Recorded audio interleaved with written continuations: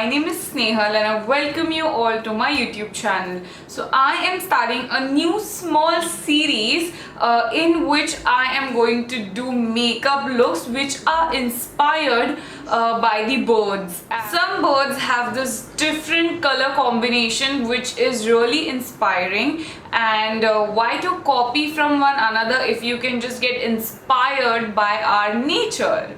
So today's look is inspired by this parrot right here.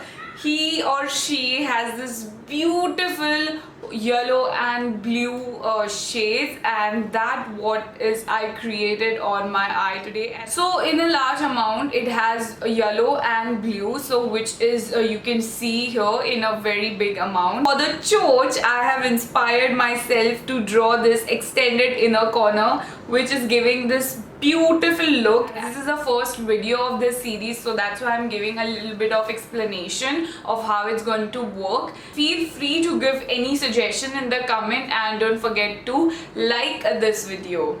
So without any further ado, let's just dig right into the video.